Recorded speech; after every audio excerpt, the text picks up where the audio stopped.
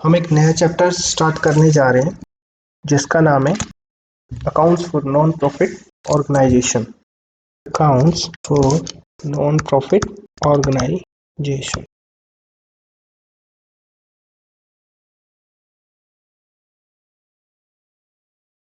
जिसको short form में हम एनपीओ भी बोलते हैं।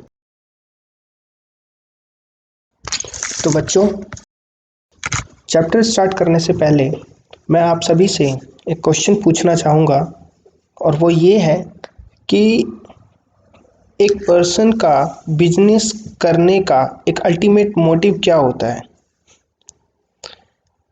देखिए, एक पर्सन बिजनेस क्यों करता है?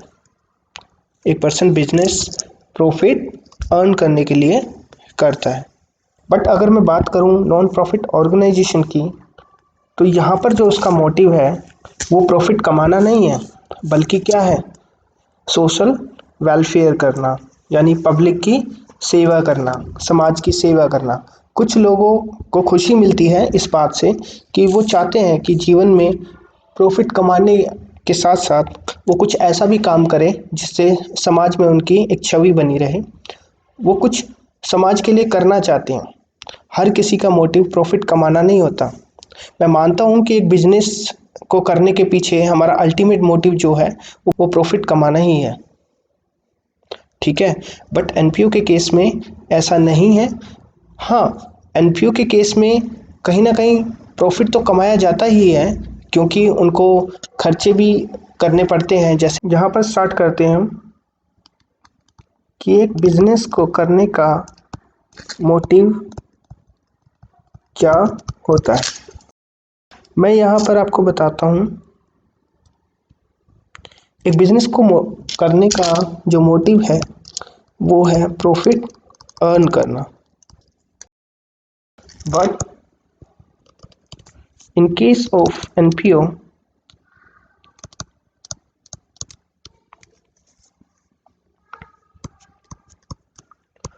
जो मोटिव होता है एनपीओ के अंदर वो प्रॉफिट कमाना नहीं होता, वो होता है पब्लिक या सोशल वेलफेयर करना। Okay, next, types of एनपीओस।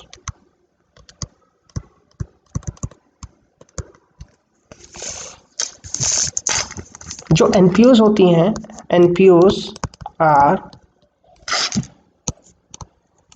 और NPOs can B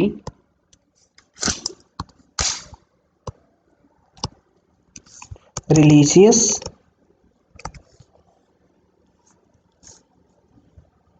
educational and और किस फॉर्म में हो सकती है NPO? Charitable trust.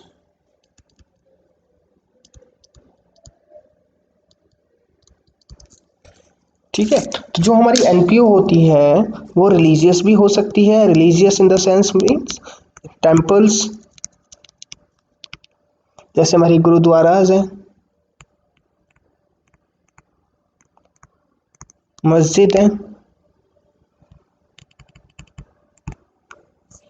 Educational, educational के अंदर schools, colleges and charitable trust. Charitable trust के अंदर आ सकते हैं हमारे डिफरेंट डिफरेंट ऑर्गेनाइजेशंस इसमें आ सकती हैं। नंबर एक, जैसे ऑर्फनेज,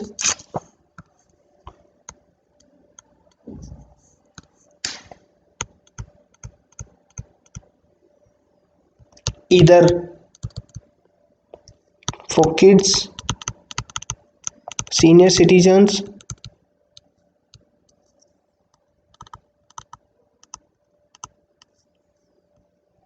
और विडो, यानी जो हमारे अनाथ आश्रम बने हुए हैं, चाहे वो बच्चों के लिए बनाए हो, चाहे वो वृद्ध आश्रम हो, चाहे वो विधवा के लिए आश्रम्स बने हुए हों, तो ये सारे के सारे हमारे चैरिटेबल ट्रस्ट के अंदर कवर होते हैं।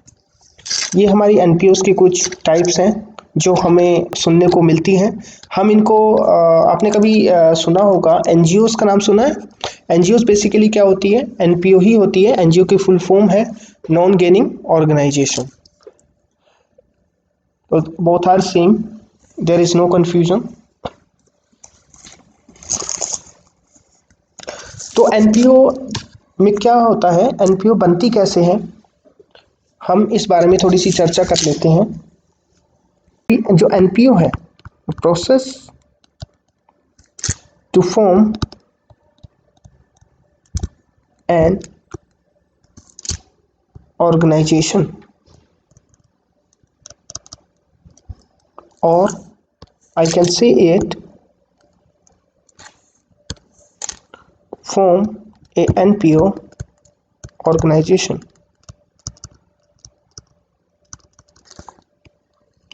एनपीओ को कौन लोग चलाते हैं? एनपीओ को कौन लोग चलाते हैं? देखिए, एनपीओ को चलाने वाले कुछ लोग होते हैं,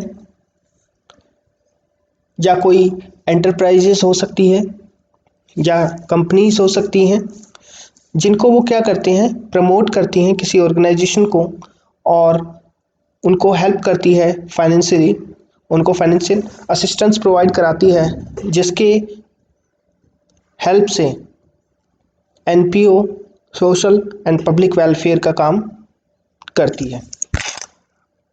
मैं यहाँ पर बात करता हूँ, suppose an example, there are 3 persons,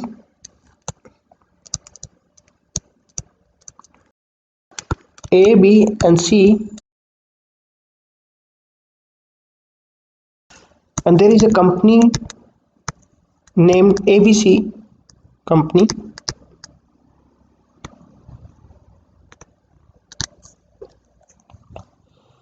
जो ABC कंपनी है वो इन 3 पर्सन्स को, A, B एंड C को फाइनेंशियली असिस्टेंस प्रोवाइड कराती है।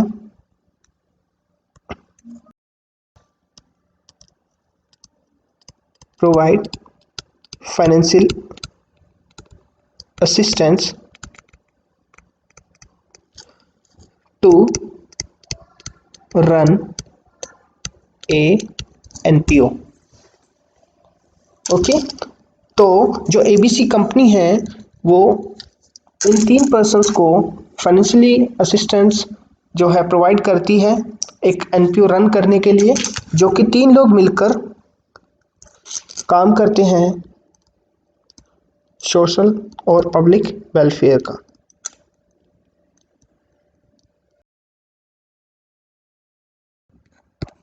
जैसे आपने कभी देखा होगा न्यूज़ के अंदर कि आज इस सेलिब्रिटी ने इस फलाना एनपीओ को या इस ऑर्गेनाइजेशन को इतने रुपए का डोनेशन दिया, ठीक है।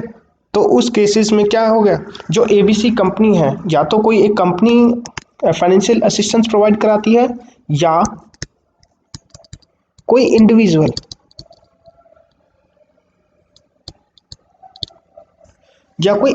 भी एक एनपीओ को फाइनेंशियल असिस्टेंस प्रोवाइड कर सकता है।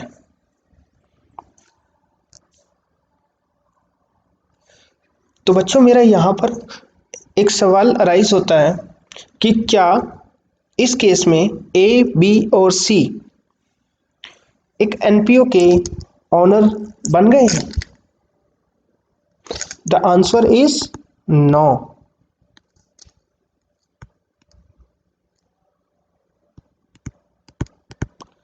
वो इस एनपीओ के ओनर नहीं बने। एनपीओ का नाम है, सपोज ये हमारे 3 पर्सन्स हैं, ए, बी एंड सी। यहाँ पर हमारी एक ऑर्गेनाइजेशन है, एनजीओ या एनपीओ, एबीसी या XYZ। तो मेरा क्वेश्चन ये था बच्चों कि क्या ये ए, बी और सी इस एनपीओ को अगर वो चला रहे हैं तो क्या वो इस एनपीओ के ओनर हैं? The answer is no.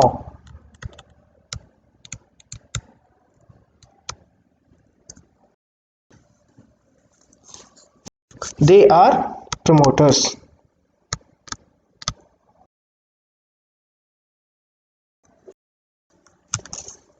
Right.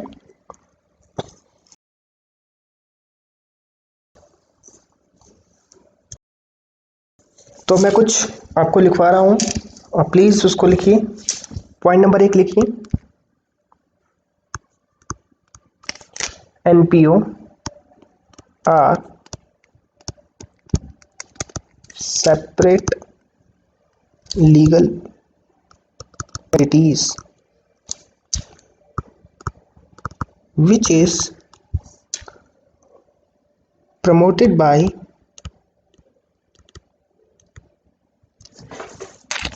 individuals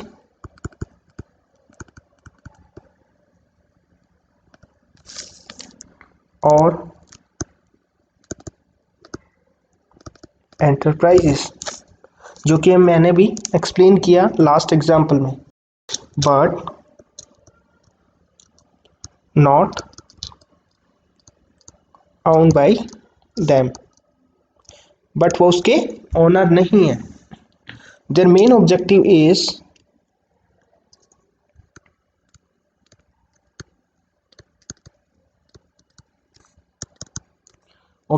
is public और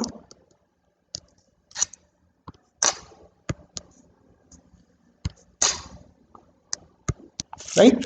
सेकंड पॉइंट लिखिए, एनपीओ प्रिपेयर्स दी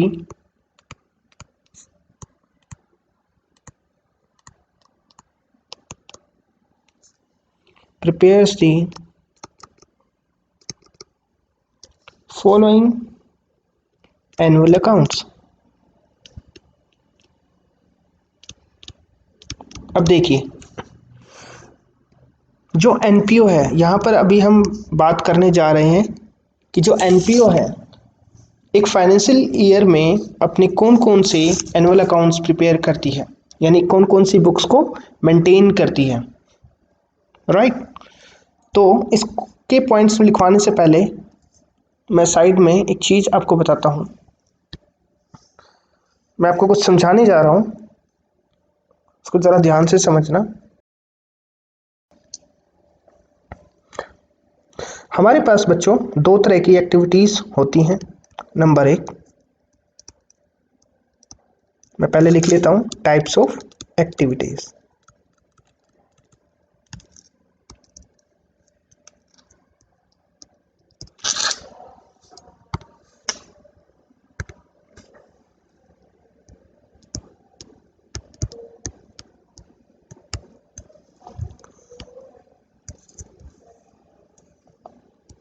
देखो, दो तरह की एक्टिविटीज हमारे पास होती हैं। एक होती है हमारे पास कमर्शियल एक्टिविटी और दूसरी होती है हमारे पास सोशल एक्टिविटीज। कॉमर्शियल एक्टिविटीज और दूसरी होती है हमारी सोशल एक्टिविटीज।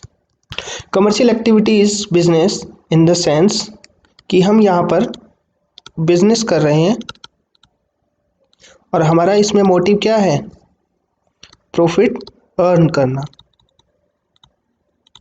सोशल एक्टिविटीज के अंदर बच्चों हम बिजनेस नहीं करते, हम एक ऑर्गेनाइजेशन रन कर रहे हैं जिसका मोटिव प्रॉफिट अर्न करना नहीं है,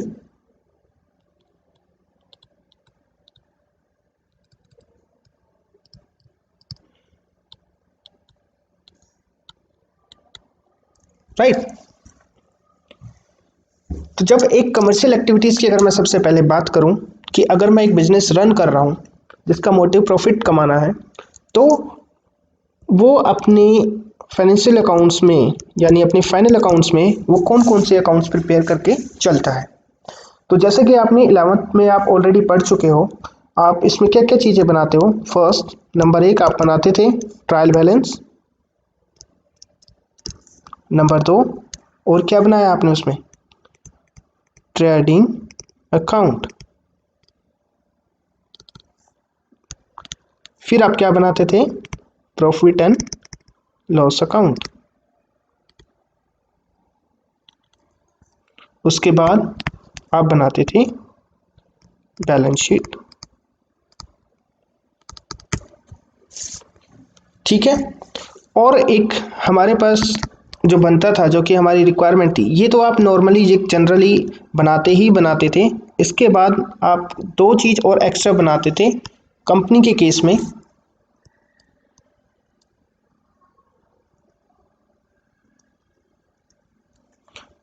एक हमारे पास बनता था नोट्स टू अकाउंट्स या एनेक्सर्स, और एक बनता था हमारे पास कैश फ्लो स्टेटमेंट। यही बनाते थे। तो इसमें आपको पता है कि ट्रेडिंग अकाउंट हम क्यों बनाते थे। ट्रेडिंग अकाउंट हम बनाते थे ताकि हमें gross profit and gross loss का हमें पता लग जाए मैन्युफैक्चरिंग इंडस्ट्रीज के लिए।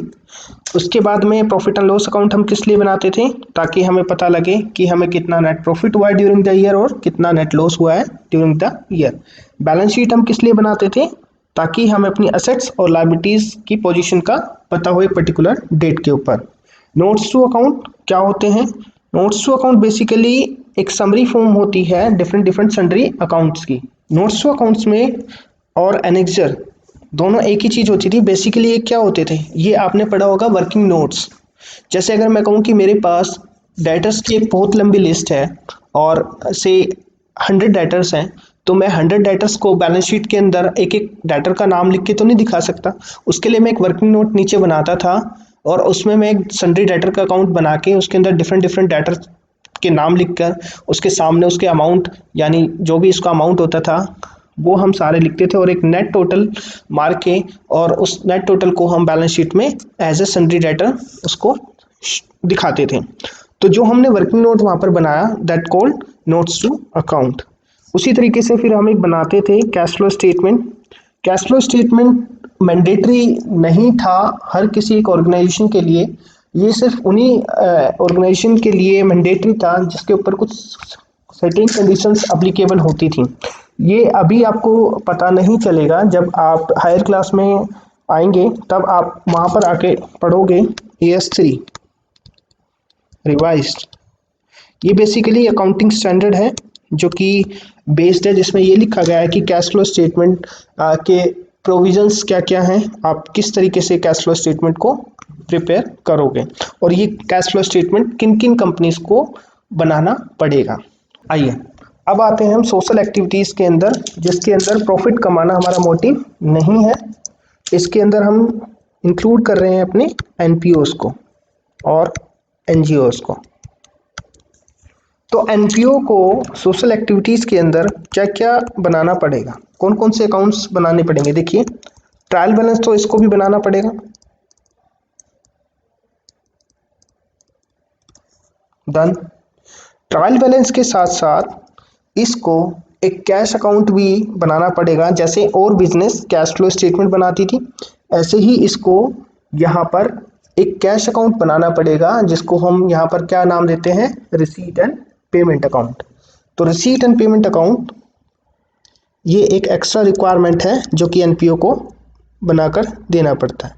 रिसीट एंड पेमेंट अकाउंट, इसके बारे में हम डिटेल में अभी चर्चा करेंगे आगे। इस रिसीट एंड पेमेंट का जो मोटिव होता है बनाने का, वो NPO का क्या क्या मोटिव होता है, मैं अभी थोड़ा सा एक्सप्लेन कर देता हूँ इसको।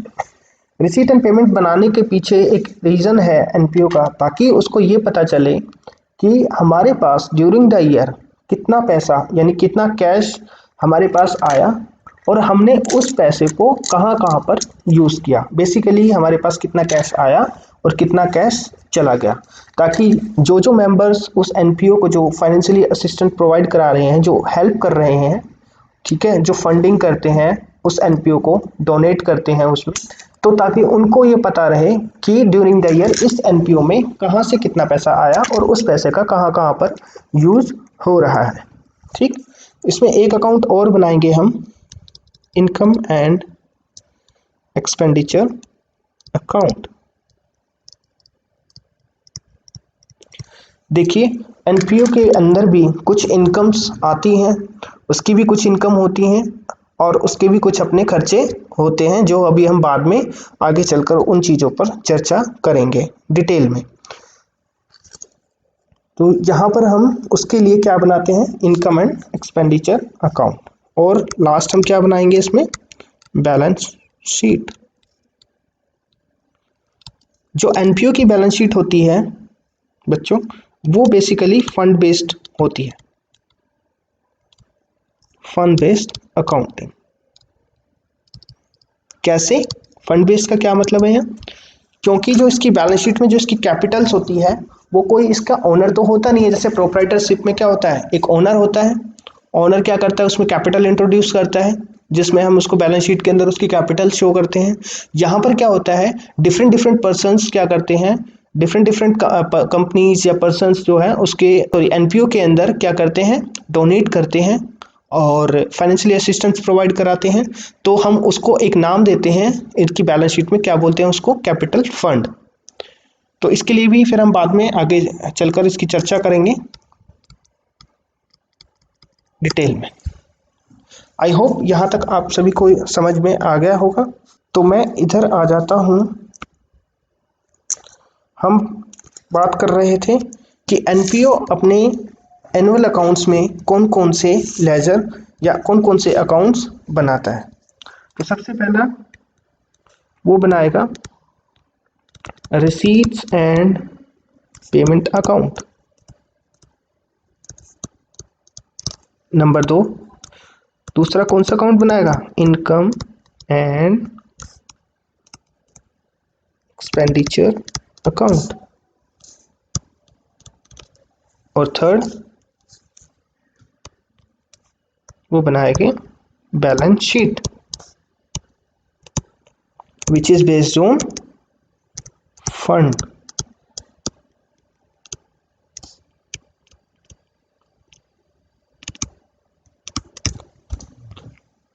ओके, चलिए नेक्स्ट लिखिए जी। अभी हम एक एक पॉइंट करके डिस्कशन करते हैं। सबसे पहले हम बात करेंगे रिसीट एंड पेमेंट अकाउंट की।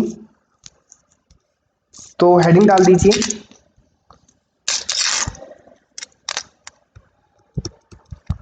Receipt and payment account.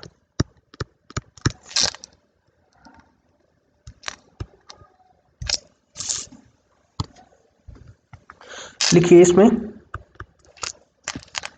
This account is just like a cash account। Second point लिखिए, we record only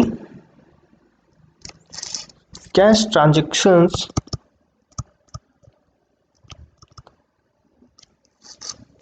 in this account।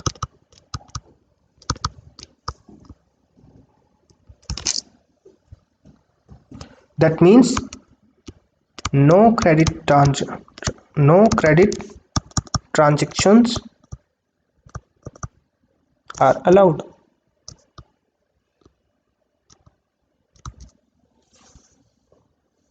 Third point लिखिए, in this account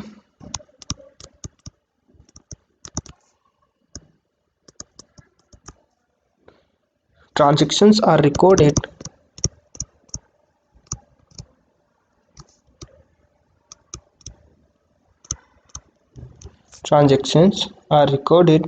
on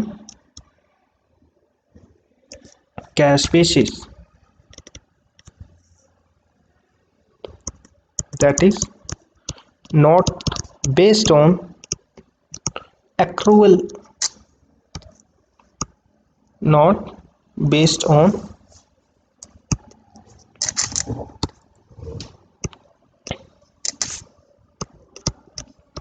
accrual accounting।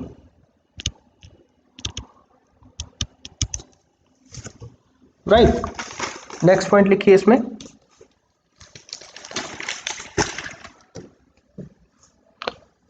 Capital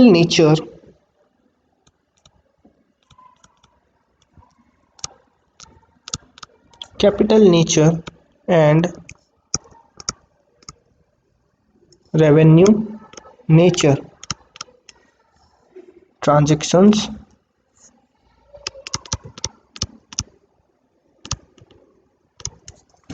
are recorded in this account.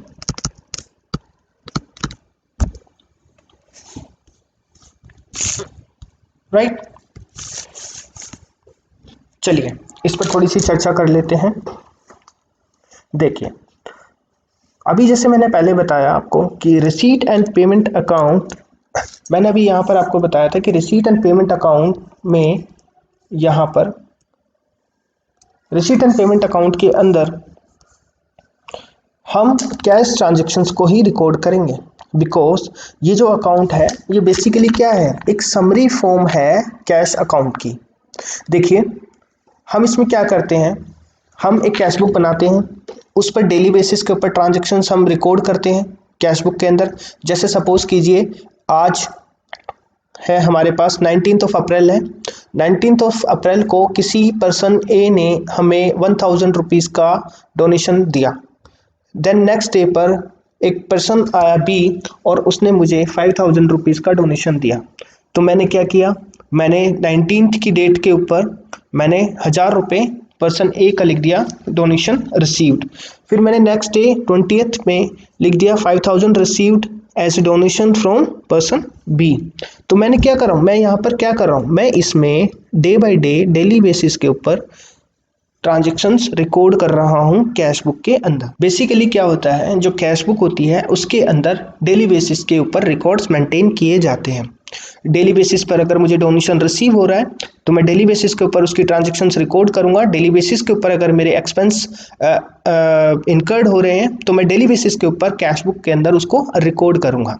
But अगर मैं ये कहूँ कि अगर मुझे अपने लेखे जोखे को, यानी कि मेरे पास कितना आया ड्यूरिंग द ईयर और कितना गया ड्यूरिंग द ईयर, कि अगर मेरे मेंबर ये देखना चाहें, मेरे एनपीओ के जो मेंबर्स हैं अगर वो ये देखना चाहें कि ड्यूरिंग द ईयर इस एनपीओ में कितना कैश आया और उस कैश का कहाँ कहाँ पे यूज़ हुआ, तो मैं उसको, अगर मैंने उसके सामने मैंने कैश बुक खोल के दिखा दी तो ड्यूरिंग द ईयर इतनी सारी ट्रांजैक्शंस को वो शायद ना समझ पाए।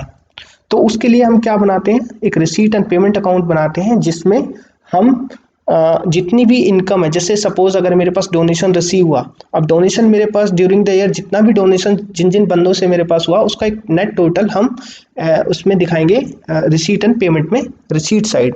ऐसे ही हमारे पास में सब्सक्रिप्शन जब आता है डिफरेंट डिफरेंट पर्सन से ड्यूरिंग द ईयर जब भी आएगा तो उसका जो टोटल होगा वो हम उठाकर कहाँ पर दिखाएंगे, रिसीट एंड पेमेंट अकाउंट में। तो ये एक सिंप्लीफाइड ट्रांजैक्शंस है, एक सिंप्लीफाइड अकाउंट हो जाता है कैश बुक का, रिसीट एंड पेमेंट अकाउंट, जिसको हम अपने मेंबर्स को प्रेजेंट कर सकते हैं, जो कि वेरी यूजफुल और हेल्पफुल होगा मेंबर्स को ये पता लगाने में कि ड्यूरिंग द ईयर हमारी एनपीओ में कहाँ से कितना पैसा आया और उस पैसे का किन किन चीज़ों में उसका यूज़ हुआ है। ठीक है, तो receipt and payment account is just like a cash account, जैसा कि मैंने अभी बताया आपको। सेकंड नंबर पॉइंट ये कहता है कि we record only cash transactions, no credit transactions are entertain. तो सिंपल सी एक बात है, अगर मैं कैश बुक बना रहा हूँ तो उस कैश बुक के अंदर मैं क्रेडिट ट्रांजैक्शंस को तो रिकॉर्ड कर ही नहीं सकता। तो सेकंड पॉइंट के अकॉर्डिंग हम इस रिसीट एंड पेमेंट अकाउंट में सिर्फ और सिर्फ कैश ट्रांजैक्शंस को ही एंटरटेन करेंगे। Third point, in this account transactions are recorded on the cash basis that is not based on the accrual accounting. आप 11th पढ़ के आ चुके हैं और you should know the accrual accounting, क्योंकि अकाउंटिंग जो होती है वो एक्रूअल बेसिस पर ही की जाती है। एक्रूअल मीन्स ड्यू बेसिस पर एंट्री की जाती है। आउटस्टैंडिंग, ड्यू का यहाँ पर क्या मतलब है, ड्यू का मतलब ये है कि ऑब्लिगेशंस अगर हो चुकी है बट वो अभी तक पेड नहीं हुई है। ऑब्लिगेशंस इज अराइज, मैं यहाँ पे लिख देता हूँ, ड्यू मीन्स ऑब्लिगेशंस टू पे but still not paid at the year and, यानी कि ऐसी कोई लायबिलिटी जो कि अराइज हो चुकी है पे करने के लिए एंड ऑफ द ईयर। मैं अगर कहता हूँ कि मेरा एक फाइनेंशियल ईयर है या मेरा ईयर जो एंड होता है वो 31 ऑफ दिसंबर को होता है, मैं कहता हूँ कि अगर मैं 31 ऑफ दिसंबर को ये देखूँ कि मेरी एक सपोज एक रेंट मुझे पे करना है जो कि मैं पे नहीं कर पाया 31 दिसंबर को, तो मेरे लिए जो वो रेंट होगा वो आउटस्टैंडिंग हो जाएगा उस ईयर के लिए, उस पर्टिकुलर ईयर के लिए। तो ये जो आउटस्टैंडिंग रेंट हुआ मेरे लिए, उसको भी मैं उसी ईयर का एक्सपेंस मान के चलूंगा जिस ईयर में ये आउटस्टैंडिंग है। ठीक है, तो इसी को ही, चाहे वो मैंने पे नहीं किया, इसी चीज को हम क्या बोलेंगे कि वो मैंने पे नहीं किया। तो अगर मैं दूसरी फॉर्म में ये बोलना चाहूँ कि एक्रूवल का मतलब यहाँ पर क्या हो गया, एक्रूवल का मतलब यहाँ हो गया cash plus credit transactions. Done. Last point important है, लास्ट पॉइंट बोलता है कि capital nature and revenue nature transactions are recorded in this account. आपको ये पता होना चाहिए कि कैपिटल नेचर और रेवेन्यू नेचर की ट्रांजैक्शंस कौन कौन सी होती है। इस पर हम आगे डिटेल में चर्चा करेंगे। अभी सिर्फ मैं ये बोलना चाहूँगा कि जो कैपिटल नेचर की आइटम्स होती हैं वो हमारी बैलेंस शीट के आइटम से रिलेटेड ट्रांजैक्शंस होती हैं, और जो रेवेन्यू नेचर की जो ट्रांजैक्शंस होती हैं वो हमारी पी एंड एल से रिलेटेड ट्रांजैक्शंस होती हैं। ठीक है, मैं लिखवा देता हूँ यहाँ पर capital nature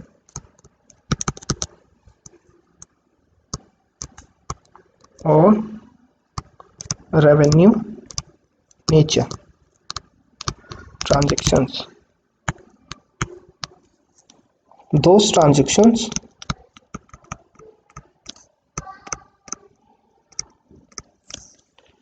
which are related to balance sheet items, and those transactions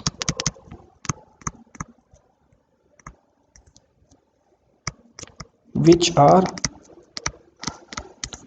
related to profit and loss account items। Done. Sir एक एग्जांपल देकर मुझे बता दीजिए कि कैपिटल नेचर की आइटम्स कौन कौन सी हो गई और रेवेन्यू नेचर की आइटम्स कौन कौन सी हो गई। जरूर बेटा। देखिए, सबसे पहले मैं एग्जांपल देना चाहूँगा आपको कैपिटल नेचर का। मैंने यहाँ पर लिखा कि those transactions which are related to the balance sheet items. तो इसका क्या मतलब है? देखिए बच्चा, यहाँ पर इसका ये मतलब है कि अगर मान लो बैलेंस शीट के जितने भी असेट्स और लायबिलिटीज से रिलेटेड ट्रांजेक्शन्स होंगी वो सारी की सारी कैपिटल नेचर की आइटम्स या पेमेंट्स या रिसीट्स होंगी, मानी जाएंगी। और जितनी भी ट्रांजेक्शन्स हमारी प्रॉफिट एंड लॉस अकाउंट में आने वाले एक्सपेंस और इनकम से रिलेटेड होंगी वो सारी की सारी ट्रांजेक्शन्स क्या मानी जाएंगी? रेवेन्यू नेचर की ट्रांजेक्शन्स मानी जाएंगी। फॉर एन एग्जांपल, अगर मैं कहूँ कि मैंने एक बिल्डिंग या मैंने एक मशीनरी परचेज की, तो इसमें यहाँ जो बिल्डिंग या मशीनरी जो मैंने परचेज की है वो मेरे बैलेंस शीट में असेट साइड का आइटम है। तो बैलेंस शीट से रिलेटेड आइटम्स होने की वजह से जो हमने परचेज की है वो ट्रांजेक्शन्स हमारी किस नेचर की बन गई? कैपिटल नेचर की। ठीक है, और इसी तरीके से अगर मैं ये कहूँ, मान लो सपोज करो मैंने जो एक बिल्डिंग सेल की है और उसको सेल करने से मुझे 2000 रुपये का नुकसान हो गया। समझ में आई बात? कि मैंने एक बिल्डिंग सेल की और उसको सेल करने से मुझे 2000 रुपये का नुकसान हो गया। तो मैं अपने नुकसान को कहाँ पर लिखता हूँ? प्रॉफिट एंड लॉस अकाउंट की डेबिट साइड में, एक्सपेंस की साइड। तो इससे रिलेटेड जो कि ये पी एंड एल का आइटम हो गया, तो पी एंड एल के आइटम होने की वजह से ये ट्रांजैक्शन किस नेचर की बन गई, रेवेन्यू नेचर की। ठीक है, तो इसका मतलब ये हुआ कि रिसीट एंड पेमेंट के अंदर चाहे कोई भी ट्रांजैक्शन कैपिटल नेचर की हो चाहे वो रेवेन्यू नेचर की हो, रिकॉर्ड की जाएंगी। ठीक है, चलिए नेक्स्ट हम बात करेंगे point E, income and expenditure account.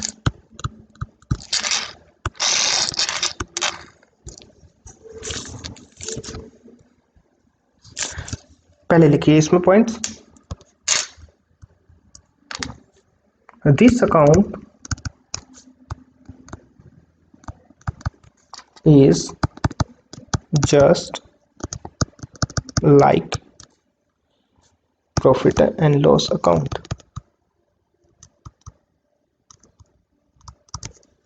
Second point, in this account both cash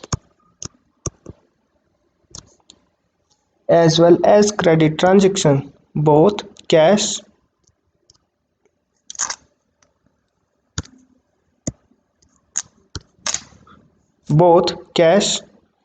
as well as credit transactions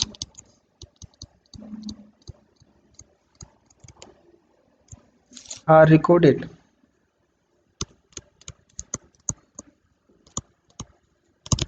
third point लिखो बेटा, इन this account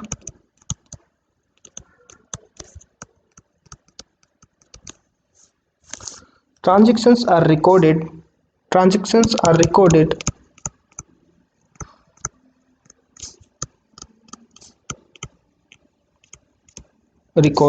on accrual basis.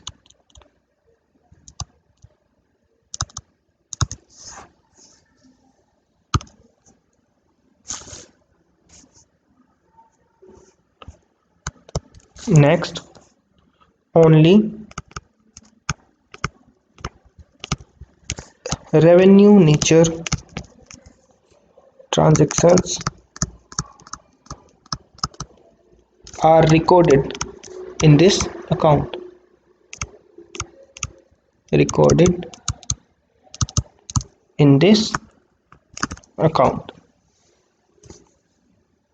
Means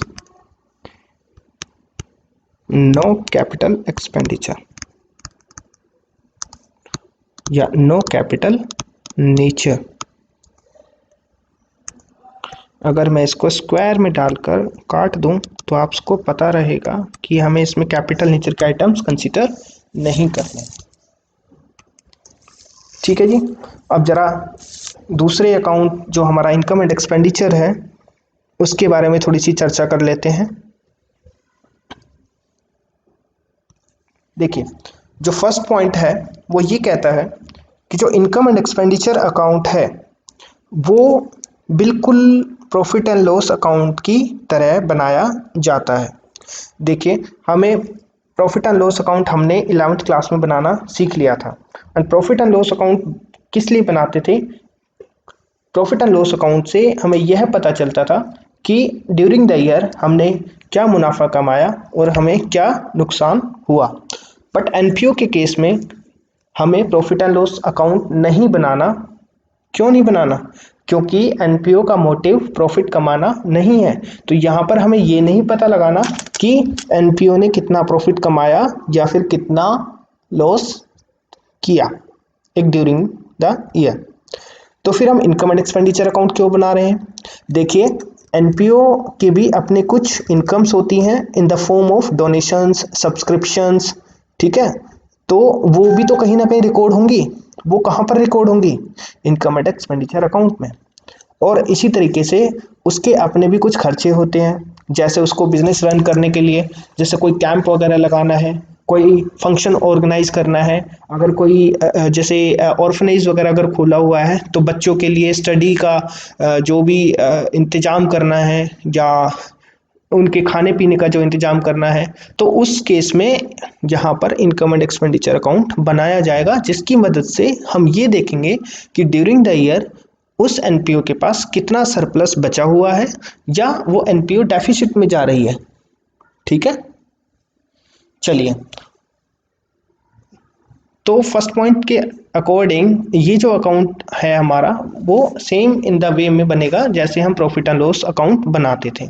अभी इसके बारे में जब हम इसका ढांचा बनाएंगे, जब हम इसका स्ट्रक्चर बनाएंगे कि किस फॉर्म में बनाया जाता है, तब हम इसके बारे में विस्तार से चर्चा करेंगे। In this account both cash as well as credit transactions are recorded. अब इस अकाउंट के अंदर हमें दोनों तरह की ट्रांजेक्शन्स को कंसीडर करके चलना है, बोथ मतलब कैश भी और क्रेडिट भी। यानी कि जैसे रिसीट एंड पेमेंट में एक रेस्ट्रिक्शन थी कि हम सिर्फ और सिर्फ उसमें कैश ट्रांजेक्शन्स को रिकॉर्ड करेंगे, लेकिन इनकम एंड एक्सपेंडिचर अकाउंट में हम दोनों तरह की ट्रांजेक्शन्स को रिकॉर्ड करके चलेंगे, कैश ट्रांजेक्शन्स भी और क्रेडिट ट्रांजेक्शन्स भी। इसका मतलब ये क्या बोलना चाह रहा है, ये बोलना चाहता है कि भैया हमें इनकम एंड एक्सपेंडिचर अकाउंट जो बनाएंगे वो हम एक्रूअल बेसिस के ऊपर बनाएंगे। आप इसमें थर्ड पॉइंट जब पढ़ेंगे, in this account transactions are recorded on the accrual basis. इसका मतलब हम इसमें कैश ट्रांजेक्शन के साथ साथ जो हमारी ड्यू बेसिस पर जो अकाउंटिंग होती है, जिसमें आउटस्टैंडिंग के खर्चे जो उस ईयर के खर्चे होते हैं जो कि पेड नहीं हुए पर्टिकुलर डेट के ऊपर, वो भी हम उस साल का खर्चा मान के चलेंगे। ठीक है, next point, only revenue nature की ट्रांजेक्शन्स को ही रिकॉर्ड किया जाएगा, रेवेन्यू नेचर की ट्रांजेक्शन्स को ही रिकॉर्ड किया जाएगा। लेकिन रिसीट एंड पेमेंट अकाउंट में तो दोनों तरह की ट्रांजेक्शन्स को रिकॉर्ड किया जाता था, रेवेन्यू नेचर की भी और कैपिटल नेचर की भी। देखिए, क्योंकि ये account profit and loss account की तरह ही बनाया जाता है, तो आपको ये भी पता होगा कि प्रॉफिट एंड लॉस अकाउंट एक नॉमिनल अकाउंट है। इसका नेचर क्या है, नॉमिनल अकाउंट। तो जब हमारा प्रॉफिट एंड लॉस अकाउंट एक नॉमिनल अकाउंट है, तो हमारा इनकम एंड एक्सपेंडिचर अकाउंट भी कौन सा अकाउंट बन गया, इसका नेचर क्या बन गया, नॉमिनल अकाउंट। ठीक है बच्चा, तो नॉमिनल अकाउंट बन गया।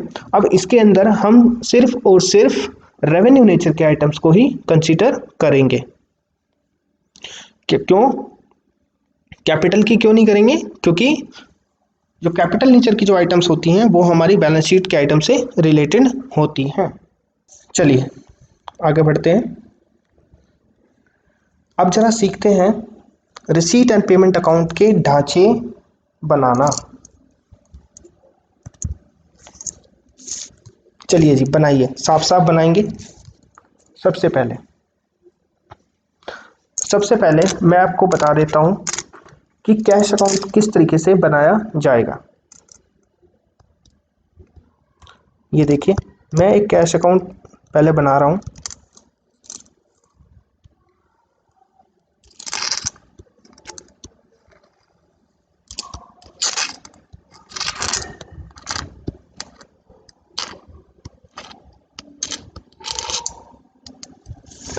ठीक है जी, आप 11th क्लास में कैश अकाउंट बनाना सीख चुके हैं, मैं ज़्यादा डिटेल में तो नहीं जाऊंगा। कैश अकाउंट में ये वाली लेफ्ट हैंड साइड जो होती है वो डेबिट साइड होती है और राइट हैंड साइड जो होती है हमारी क्रेडिट साइड होती है।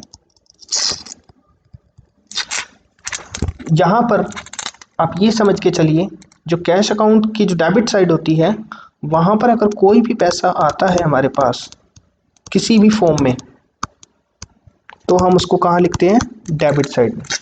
और अगर हमारी पॉकेट से पैसा गया तो वो कैश अकाउंट में कहाँ लिखा जाएगा, क्रेडिट साइड में। बस आपको ये चीज़ दिमाग में रखनी है, पैसा आया तो डेबिट, पैसा गया तो क्रेडिट। क्यों, ऐसा क्यों होता है, देखिए, अगर मैं ये कहूँ कि मेरे को डोनेशन मिला, तो इसके लिए आप जर्नल एंट्री क्या पास करेंगे, डोनेशन रिसीव्ड। तो हम क्या करते हैं, कैश अकाउंट या फिर bank account debit to donation, यही करते हो। तो इसमें हमारा कैश और बैंक अकाउंट क्या हो रहा है, डेबिट हो रहा है। तो इसका मतलब हमारे पास में जब पैसा आया तो हमने यहाँ पर लिख दिया। अब दूसरी चीज, एक चीज और मैं आपको बताता हूँ, नेचर ऑफ अकाउंट्स।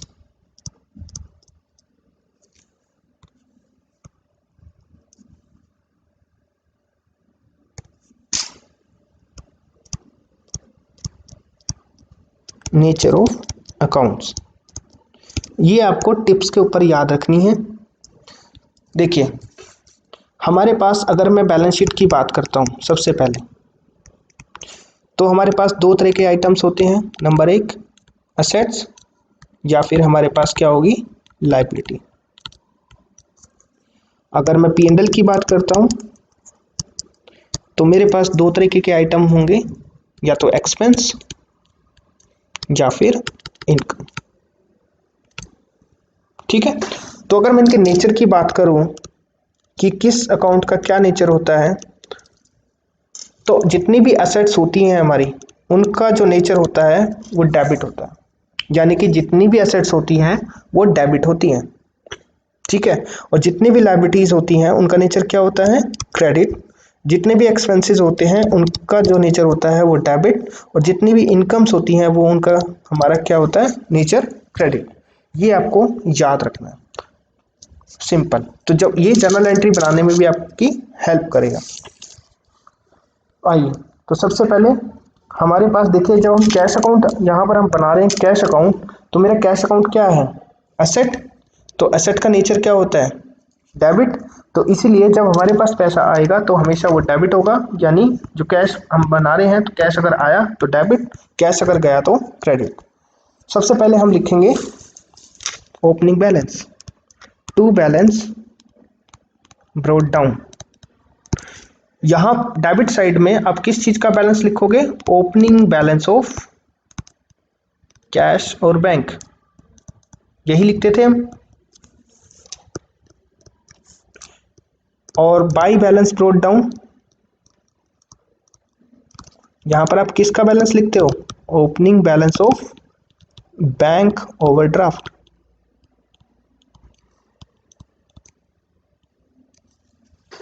ठीक है जी, ओके।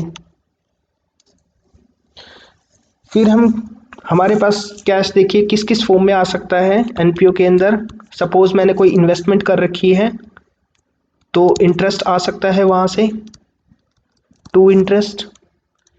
और क्या हो सकता है, डोनेशन। और क्या हो सकता है हमारे पास, सब्सक्रिप्शन। हाँ जी, और क्या हो सकता है हमारे पास, सेल ऑफ फिक्स्ड एसेट्स। किसी बंदे से हमने कोई पैसा लिया, टू रिसीव्ड फ्रॉम सपोज ए। ये हमारे पास में और भी आ सकते हैं, बस आपको जस्ट मैंने एक एग्जांपल दे रहा हूँ कि कैश अकाउंट में क्या क्या चीज़ आ सकती हैं। अब देखते हैं जरा पेमेंट बाई, क्या क्या आप पे कर सकते हो। सपोज मैंने एनजीओ का रेंट पे किया, इलेक्ट्रिसिटी पे किया, और क्या हो सकता है, सपोज मैंने परचेज की, क्या असेट, फिक्स असेट्स मैंने परचेज की।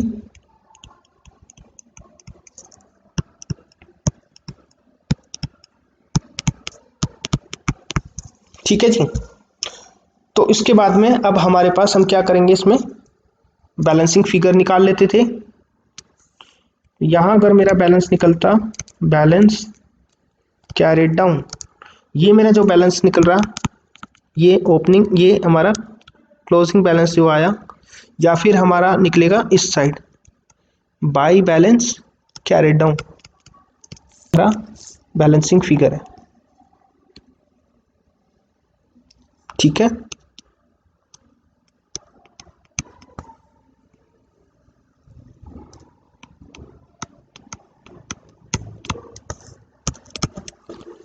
देखिए बताइए, ये इस साइड में जो क्रेडिट साइड में जो हमारा निकलता है बैलेंसिंग फिगर, उसको हम क्या बोलते हैं, closing balance of cash and bank. और ये वाला जो डेबिट साइड में हमारा निकलता है बैलेंसिंग फिगर, इसको हम क्या बोलेंगे, closing balance of bank overdraft.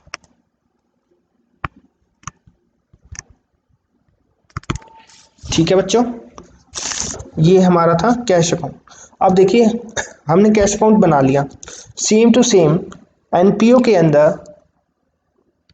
क्या हुआ, सेम टू सेम एनपीओ में क्या हुआ, जब एनपीओ में ये चीज़ बनेगी तो इसका नाम इन्होंने क्या रख दिया, कैश हटा के क्या रख दिया, रसीट एंड पेमेंट अकाउंट। ये हमारा क्या बन गया, रिसीट एंड पेमेंट अकाउंट। ठीक है, तो रिसीट एंड पेमेंट अकाउंट अब मैं जरा एक बार नीचे बना देता हूं, रिसीट एंड पेमेंट अकाउंट। चलिए जी बनाइए।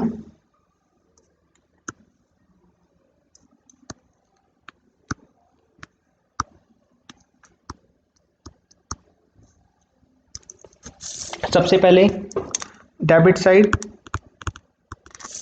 ये हो गई हमारी क्रेडिट साइड। यहाँ पर हम क्या लिखेंगे, ये रिसीट हो गई, जितने भी ये हमारा अमाउंट हो गया, ये पेमेंट्स हो गई, ये हमारा अमाउंट हो गया।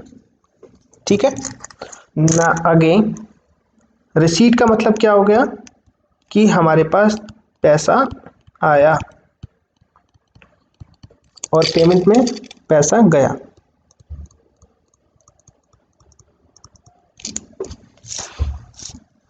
लिखिए जी, balance to balance brought down by balance brought down. आपको पता है ना दोनों बैलेंसेज अभी ऊपर बताया मैंने। ये वाला जो बैलेंस है किस चीज का है, बैंक ओवरड्राफ्ट। ये वाला बैलेंस किस चीज का है, कैश एंड बैंक। टू, यहां पर हम लिखेंगे कैश रिसीट्स, कुछ भी हो सकती हैं, बाई कैश पेमेंट्स, कुछ भी हो सकती है। बट आपको एक चीज ध्यान रखनी है कि जो कैश रिसीट्स हमारी होंगी, कैश रिसीट्स जो होंगी वो कैपिटल प्लस रेवेन्यू दोनों नेचर की होंगी।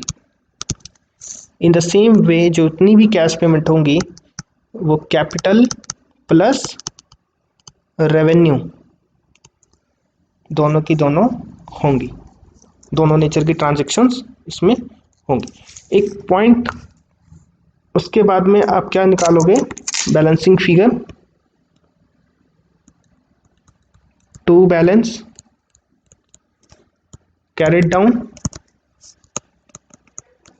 और यहां बैलेंस आप निकलेगा तो by balance carried down.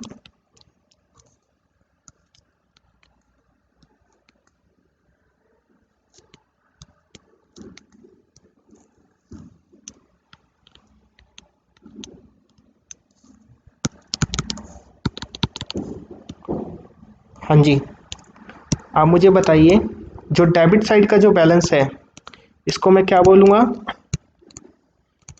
Closing balance of bank over draft. और ये जो वाला क्लोजिंग बैलेंस आया मेरा निकल के, इसको मैं क्या बोलूंगा, closing balance of cash and bank. Simple. ठीक है, इसके लिए आप एक नोट लिख लीजिए यहां रिसीट एंड पेमेंट के लिए। नोट, पहला note, cash receipts and payment will be both capital as well as revenue nature.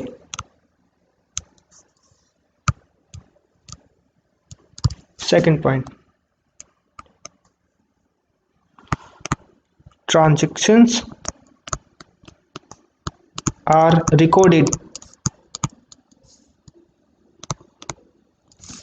irrelevant of the year. irrelevant of the year। देखिए दोनों पॉइंट मैं आपको बता रहा हूँ।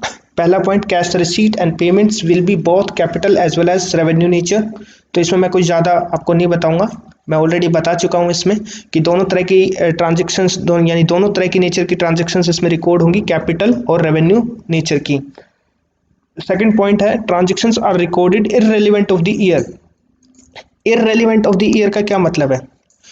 मैं ये कहता हूँ कि कोई भी जब हम अकाउंट्स बनाते हैं या कोई लेजर जब हम बनाते हैं, प्रिपेयर करते हैं, तो वो उस पर्टिकुलर ईयर के लिए ही बनाते हैं जिस पर्टिकुलर ईयर के लिए क्वेश्चंस में बोला गया हो। पहली बात, सपोज अगर मैं कहता हूँ कि मेरा क्वेश्चन ये बोलता है कि ये जो मुझे फाइनेंशियल अकाउंट बनाने हैं ये मुझे 2020 के लिए बनाने हैं, तो मैं उस लेजर में जितनी भी ट्रांजेक्शन्स रिकॉर्ड करूंगा वो उस पर्टिकुलर 2020 के लिए जितनी भी ट्रांजेक्शन्स रेलिवेंट होंगी मैं उन ट्रांजेक्शन्स को ही कंसिडर करूंगा। बट रिसीट एंड पेमेंट के अंदर irrelevant of the year transactions आप रिकॉर्ड कर सकते हैं। इससे फर्क नहीं पड़ता कि कोई भी कि ये ट्रांजेक्शन्स लास्ट ईयर से है यानी 2019 से है या करंट ईयर से है या फिर फ्यूचर ईयर से है। ये receipt and payment account only for only बस ये देखता है कि हमारे पास में कहाँ कहाँ से फंड आया यानी कैश आया और उस कैश का कहाँ कहाँ पे यूज हो गया। बस पैसा आया तो डेबिट, पैसा गया तो क्रेडिट, ये चीज ध्यान रखना। ठीक है बच्चों, आगे चलते हैं। इनकम एंड एक्सपेंडिचर अकाउंट बनाओ जी, इसका खांचा बनाते हैं साफ साफ। Income and expenditure account. Income and expenditure में जो डेबिट साइड है वो होती है हमारे लिए एक्सपेंडिचर्स की। यहाँ पर हम जितने भी खर्चे होंगे एनपीओ के वो सारे के सारे खर्चे हम यहाँ रिकॉर्ड करेंगे। ये हमारा अमाउंट हो गया। उसके बाद पेमेंट, ये अमाउंट हो गया हमारा, ये क्रेडिट साइड हो गई। इनकम एंड एक्सपेंडिचर आपको पता है कि ये इसका नेचर क्या है। इनकम एंड एक्सपेंडिचर अकाउंट का नेचर क्या है? Nominal account. और नॉमिनल अकाउंट का रूल क्या होता है?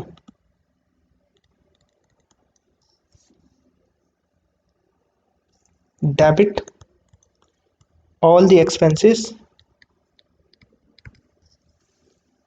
And credit all the incomes, right. तो जितने भी हमारे एक्सपेंसेस हो गए हम इसमें डेबिट करेंगे और जितने भी हमारे इनकम हो गए उसमें हम क्रेडिट कर देंगे। चलिए, आपने 11th क्लास में बनाना सीखा है प्रॉफिट एंड लॉस अकाउंट, जरा मुझे बताइए कि एक्सपेंस साइड में क्या क्या चीज़ें आ सकती हैं और इनकम साइड में एक एनपीओ के केस में क्या क्या चीज़ें आ सकती हैं। सबसे पहले मैं इनकम लिख रहा हूँ यहाँ पर। इनकम में हमारे पास क्या क्या चीज़ आ सकती है? सब्सक्रिप्शन आ सकता है, ठीक है, सब्सक्रिप्शन, डोनेशन आ सकता है,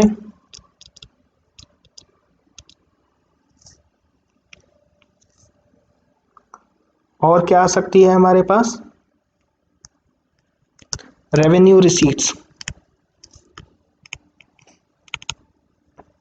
यानी रेवेन्यू नेचर की रिसीट्स आ सकती हैं, और other income,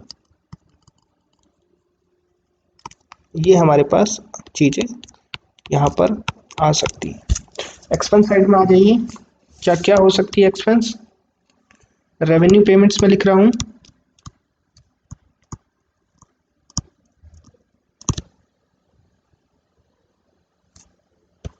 to other expenditures,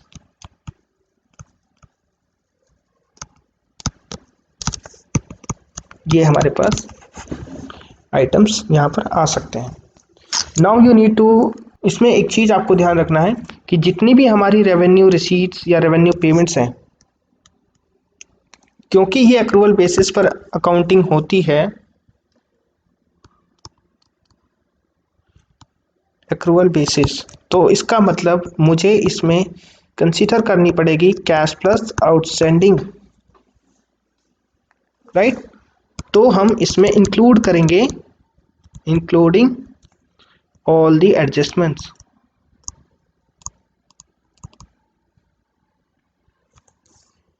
इसमें भी हम करेंगे इंक्लूड ऑल द एडजस्टमेंट्स, ठीक है। कौन सी एडजस्टमेंट्स? जो कि एक्रूअल बेसिस के हिसाब से हमें दी हुई होंगी, ये वाली।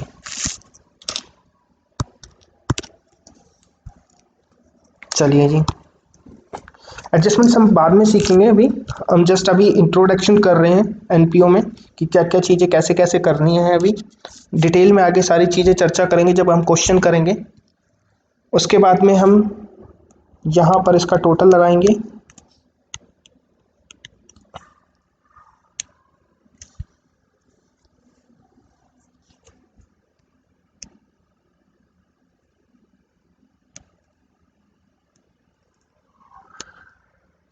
ओके।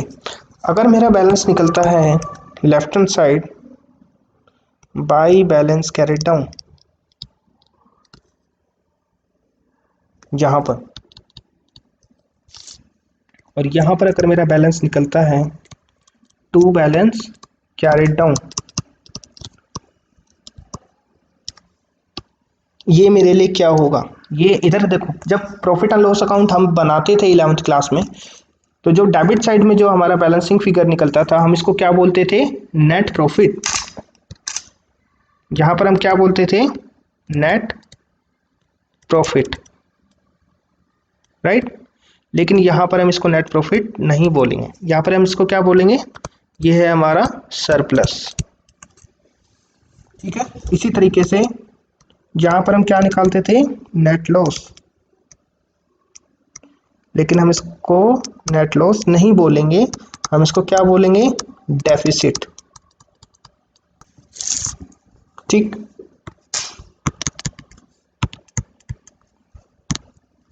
ये हमारा कहाँ जाएगा? ये हमारा कहाँ जाएगा? ये ट्रांसफर होगा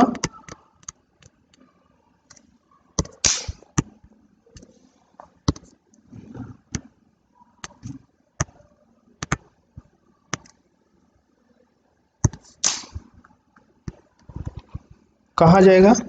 और ये हमारे कहाँ पे आएगा? ये दोनों कहाँ ट्रांसफर होंगे? Transfer to the in capital fund, ठीक है जी। कैपिटल फंड, ये हमारा क्या होगा? कैपिटल फंड में माइनस, और ये हमारा क्या हो जाएगा? कैपिटल फंड में प्लस, राइट। चलिए जी,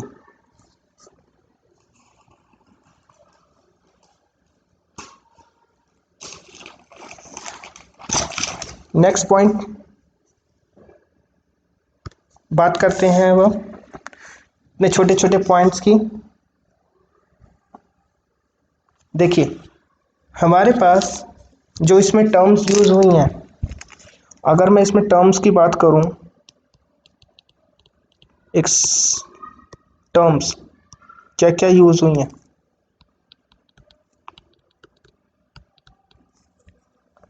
ठीक है। मैं इसको ऐसे दिखाऊंगा, मेरे पास या तो आएंगी रिसीट्स,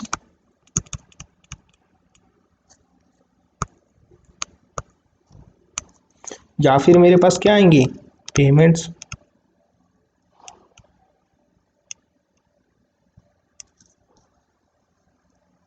ठीक है।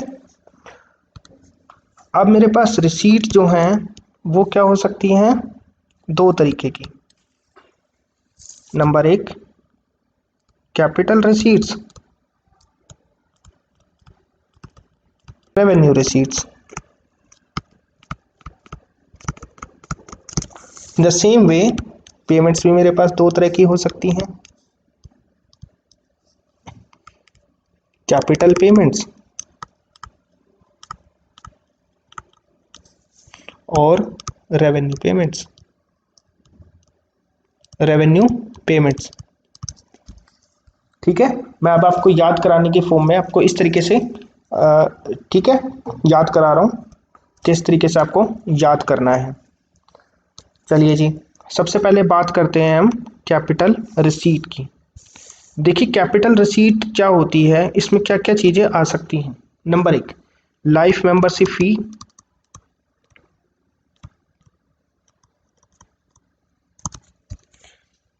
ठीक है। और क्या क्या हो सकती हैं, लीगेसीज,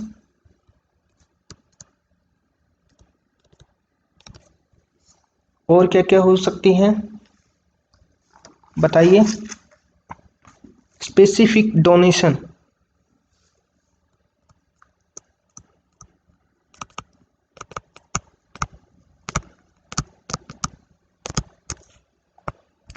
और क्या हो सकता है, sale of any fixed assets, fixed assets, ठीक। अभी हम एक एक करके इनके ऊपर डिस्कशन करेंगे, पहले लिख लेते हैं पॉइंट्स। रेवेन्यू रिसीट्स के अंदर क्या क्या चीज़ें आ सकती हैं। नंबर 1, जनरल डोनेशन,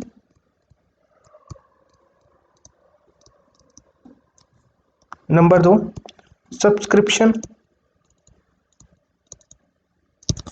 नंबर 3, यहाँ मैं स्टार लगा रहा हूँ,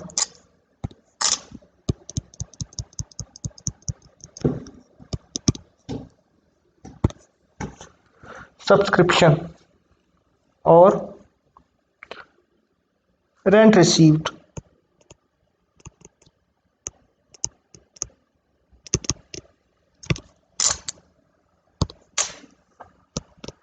number 4, interest received.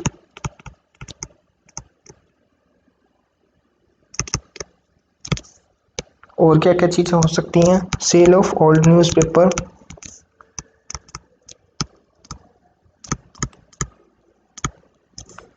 Profit on sale of fixed assets, sale of fixed assets, और इन्वेस्टमेंट्स,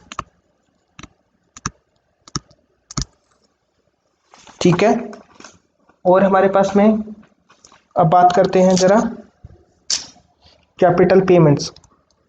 बताइए जरा कैपिटल पेमेंट्स में क्या क्या आ सकती हैं जो कि रिलेटेड होंगी हमारे किससे, फिक्स्ड एसेट से, सॉरी किससे रिलेटेड होंगी, बैलेंस शीट आइटम से।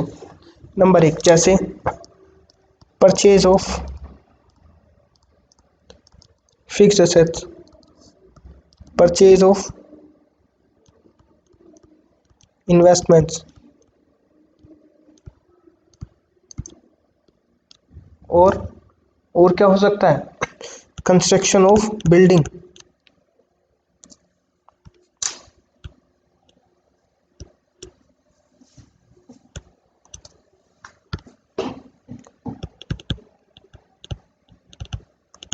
कंस्ट्रक्शन ऑफ बिल्डिंग और फिक्स्ड एसेट्स, ठीक है। नेक्स्ट, रेवेन्यू रिसीट्स, इसमें ज़रा देखते हैं क्या क्या चीज़ें आ सकती हैं हमारे पास, सैलरी और रेमुनरेशन,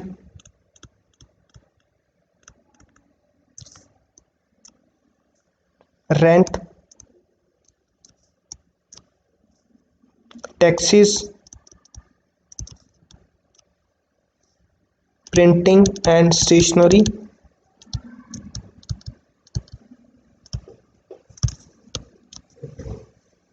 ऑनोरेरियम,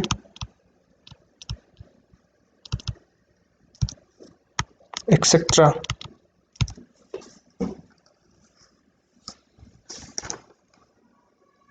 राइट।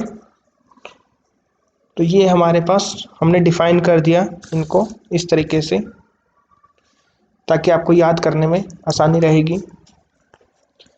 चलिए बात करते हैं जरा एक एक करके। हमने लिखा कि हमारे पास में या तो दो तरह की चीज़ें हो सकती हैं एनपीओ के केस में। नंबर 1, या तो रिसीट होंगी या फिर पेमेंट्स होंगी। अब रिसीट होंगी तो दो तरह की रिसीट्स हो सकती हैं, नंबर 1 कैपिटल रिसीट और नंबर 2 रेवेन्यू रिसीट।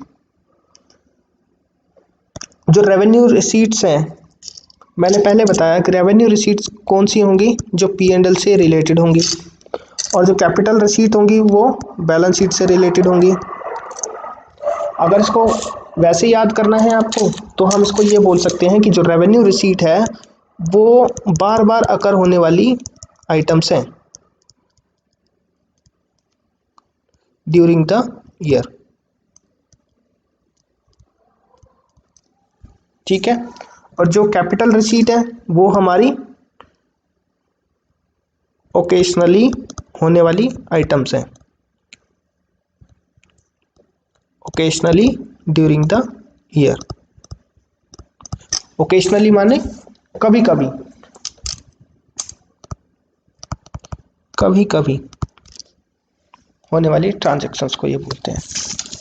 तो सबसे पहले कैपिटल रिसीट, कैपिटल रिसीट के अंदर सबसे पहला पॉइंट आता है हमारे पास लाइफ मेंबरशिप फी। देखिए लाइफ मेंबरशिप फीस में क्या होता है, एक एक छोटे छोटे एग्जांपल लेके चलते हैं। पहला लाइफ मेंबरशिप फी,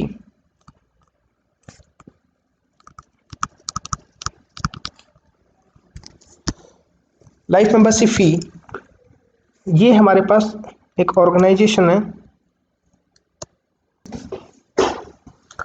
जहां पर हमारे पास 3 पर्सन है या 2 पर्सन है हमारे पास, पर्सन ए, पर्सन बी।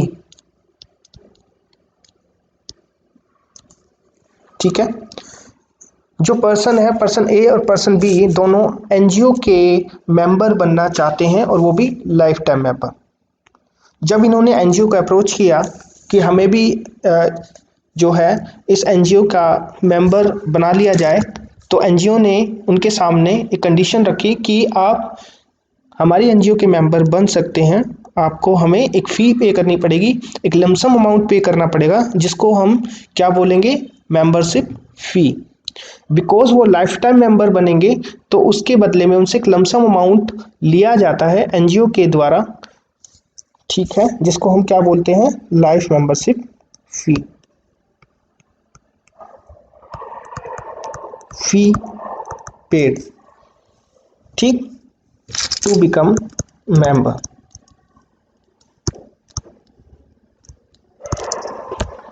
तो ये जो हमारे पास फीस आई है, फी पेड, दोनों ने फी पेड कर दी। ये जो फी आई है हमारे पास, ये बेसिकली क्या है, लाइफ मेंबरशिप फी।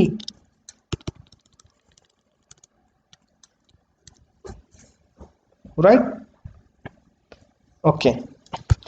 अब ये किस नेचर की होती है, ये हमारी कैपिटल नेचर की होती है। कैपिटल नेचर की क्यों होती है, क्योंकि ये ड्यूरिंग द ईयर में सिर्फ एक बार या 2 बार, या रोज रोज तो हो नहीं रही है, रोज रोज तो हमारे लाइफ टाइम मेंबर तो बन ही नहीं रहे हैं। ठीक है, तो ये हमारे ओकेशनली होने वाले आइटम हैं, इसलिए हमने इसको कैपिटल की कैटेगरी में रखा हुआ है। उसके बाद में नेक्स्ट पॉइंट, लीगेसीज।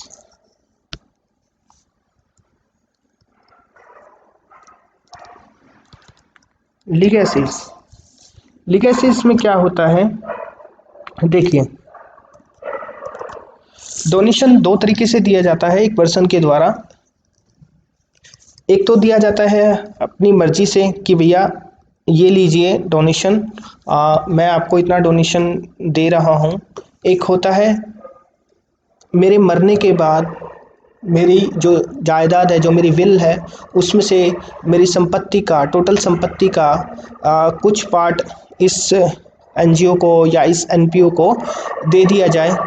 ठीक है, उसके मरने के बाद। तो जो मरने के बाद जो अमाउंट या जो भी असेट वगैरह एक्वायर की जाती है एनजीओ या एनपीओ द्वारा उस व्यक्ति की टोटल संपत्ति में से, उसको हम क्या बोलते हैं, लिगेसीज। लिगेसीज मतलब किसी पर्सन की मृत्यु के बाद उसके वसीयतनामे से आने वाली रिसीट को। ठीक है, तो मैं इसको ये लिख रहा हूं समझने के लिए, वसीयतनामे से आने वाली रिसीट। ठीक है जी, नेक्स्ट हमारा थर्ड पॉइंट आता है डोनेशन। मैं इसमें दोनों डोनेशंस कवर करा दूंगा। डोनेशन।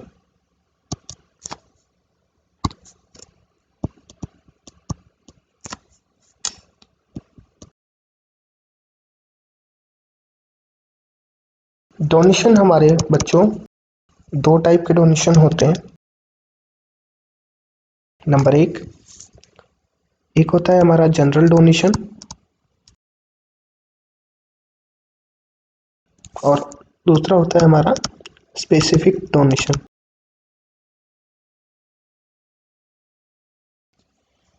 राइट। तो एक होता है हमारा जनरल डोनेशन और दूसरा होता है हमारा स्पेसिफिक डोनेशन। दोनों में फर्क क्या है? देखिए, जो जनरल डोनेशन होता है इसके अंदर मैं आपको एक एग्जांपल दूंगा कि सपोज ये हमारी एक एनजीओ है। तो एनजीओ क्या करती है, डिफरेंट डिफरेंट प्लेसेस के ऊपर डोनेशन बॉक्स बना देती है।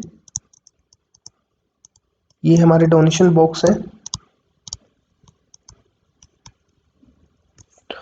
जो कि पब्लिक से वो अपील करती है,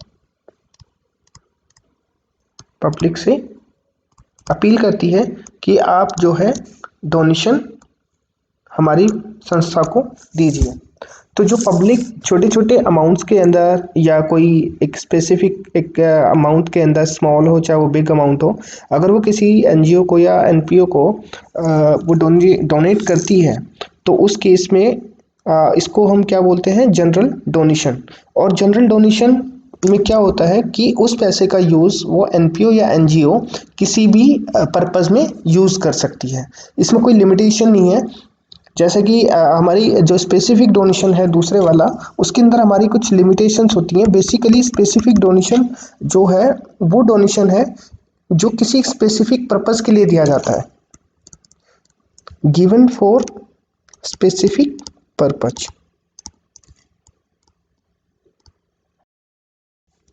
राइट। जैसे मैं एग्जांपल लेता हूँ कि ये हमारी एक एनजीओ है, यहाँ पर एक पर्सन है हमारा मिस्टर ए। मिस्टर ए ने इस एनजीओ को ₹1 लाख डोनेट किए।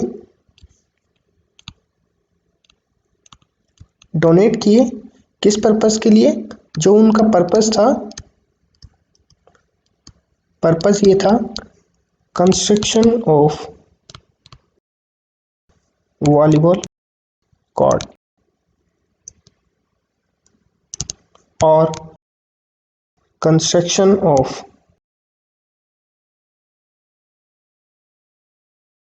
Cricket ground, swimming pool etcetera. यानी कि यहाँ पर जो डोनेट करने वाला पर्सन मिस्टर ए है, उसने जो 1 लाख रुपए इस संस्था को दिए वो किसी एक स्पेसिफिक पर्पस के लिए उसको दिए। और उसने ये बोला कि जो आप 1 लाख रुपए है वो आप वो सिर्फ और सिर्फ वॉलीबॉल कोर्ट के कंस्ट्रक्शन या फिर क्रिकेट ग्राउंड बनाने के कंस्ट्रक्शन या फिर स्विमिंग पूल के कंस्ट्रक्शन पर ही खर्च करोगे। आप इस पैसे का यूज़ किसी दूसरे पर्पस के लिए नहीं करोगे। यानी यहाँ पर एक स्पेसिफिक पर्पस छुपा हुआ है जिसके लिए उस पर्सन ए ने कंडीशन इम्पोज कर दी है उस अमाउंट को यूज़ करने के लिए। तो बेसिकली यहाँ पर क्या हुआ, ये एक तरह से हमारी क्या बन गई है, लायबिलिटी, अगर देखा जाए तो। ठीक है, लेकिन मैं इसको ऐसे नहीं दिखा रहा, मैं सिर्फ समझा रहा हूं आपको। ये मैंने क्यों समझाया कि अगर मैं दोनों में डिफरेंस आपको दिखाऊं कि एक जनरल डोनेशन जो होता है, जैसे सपोज कीजिए मैंने किसी एक एनजीओ के अंदर मैंने 50,000 रुपये डोनेट किए, तो मैं बाद में जाकर ये नहीं बोल सकता उसको कि भैया मैंने आपको 50,000 रुपये देते, आप मेरे 50,000 रुपये वापस कर दीजिए।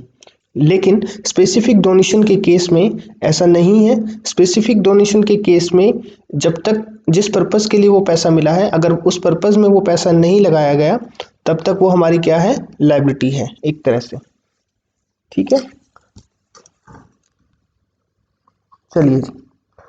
तो आपको ये चीज़ मेरे ख्याल से समझ में आ गई होगी, जनरल डोनेशन। तो जो स्पेसिफिक डोनेशन है ये हमारा क्या है,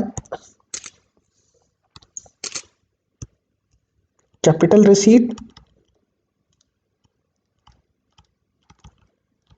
और जो जनरल डोनेशन है ये हमारा क्या है,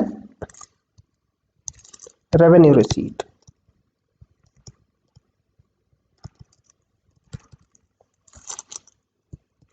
ठीक है, ये रेवेन्यू रिसीट क्यों है जनरल डोनेशन, बिकॉज ये हमारा इनकम एंड एक्सपेंडिचर अकाउंट में जाएगा और चूंकि ये लायबिलिटी है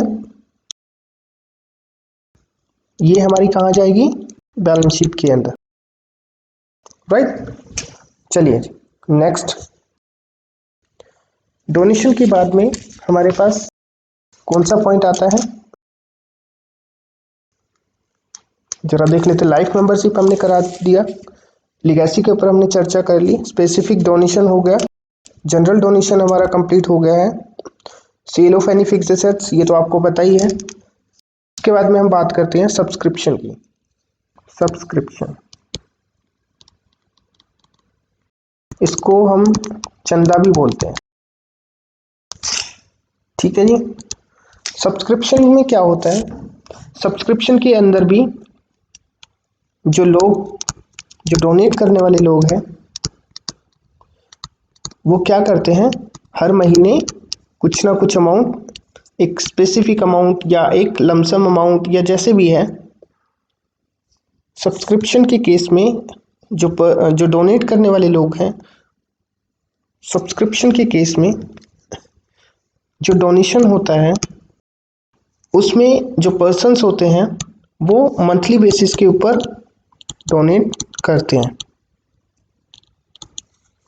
इसमें उनसे ये उम्मीद लगाई जाती है कि जो इसके लाइफ मेंबर्स होते हैं वो भी इस एनजीओ के अंदर मंथली बेसिस के ऊपर सब्सक्रिप्शन प्रोवाइड कर, राइट, सब्सक्रिप्शन। तो ये भी हमारा क्या है, रेवेन्यू नेचर का आइटम है।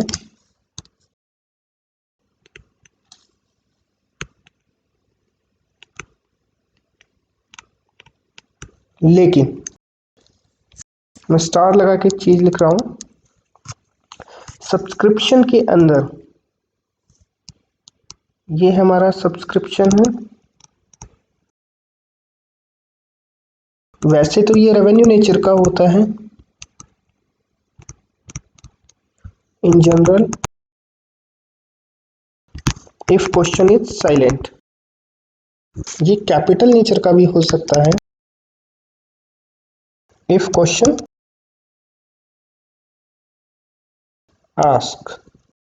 देखिए मैंने ये क्या चीज लिखी है, यहां पर मैं कहता हूं कि अगर क्वेश्चन में कुछ ना लिखा गया हो और सिर्फ सब्सक्रिप्शन दिखा गया है कि ये इतना सब्सक्रिप्शन का अमाउंट है, तो हम उसको क्या मानकर चलेंगे, रेवेन्यू नेचर का आइटम, ठीक है। लेकिन अगर क्वेश्चन ये कहता है कि सपोज 1 लाख रुपीज सब्सक्रिप्शन दिया हुआ है,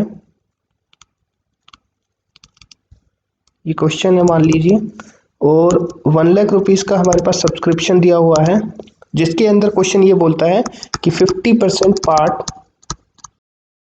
इज कैपिटल नेचर, और किस तरीके से लिख सकता है, 50% part is for construction of ground. तो देखिए यहाँ पर क्या किया, क्वेश्चन ने दिखाया कि सब्सक्रिप्शन तो जो मिला है हमें वो 1 लाख रुपए का तो मिला है, लेकिन उसके अंदर 50% पार्ट जो है वो कैपिटल नेचर का है, या फिर वो इस तरीके से बोल सकता है कि 50% पार्ट जो है वो is construction for the ground. इसका मतलब ये है कि कंस्ट्रक्शन फॉर द ग्राउंड जो 50,000 रुपए है वो हमें ग्राउंड को कंस्ट्रक्ट करने के लिए मिले हैं।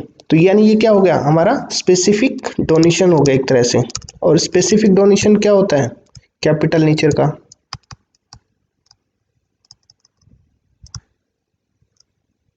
ठीक है, तो इस तरीके से भी आप ध्यान रखना, क्वेश्चन कैसे भी बोल सकता है। तो इसमें हमारे पास क्या अमाउंट हो गया, 50,000 रेवेन्यू, 50,000 कैपिटल, ठीक है, ओके। सब्सक्रिप्शन के बाद हमारे पास कौन सा पॉइंट आता है, देखिए, life membership discussed, legacy discussed, specific donation discuss हो चुका है, इसमें कुछ बताने लायक है नहीं। जनरल डोनेशन डिस्कस हो चुका है, सब्सक्रिप्शन हो चुका है, ये कुछ बताने लायक इसमें है नहीं। इंटरेस्ट रिसीव में कुछ नहीं है बताने लायक, ये आगे हम इसमें देखेंगे कि किस तरीके से क्वेश्चंस आएंगे। Sale of old newspaper simple है, ये सिंपल है, ये भी सिंपल है, ये भी। इसके ऊपर हम क्वेश्चंस देखेंगे बाद के अंदर चल के कि किस तरीके से इन पे क्वेश्चंस बनते हैं। स्पेसिफिक डोनेशंस पर salary and remuneration, nothing, rent, taxes, printing and stationery, honorarium. देखिए, मैं ऑनोरेरियम के बारे में एक बार थोड़ा सा बता देता हूँ आपको। ऑनोरेरियम क्या होता है?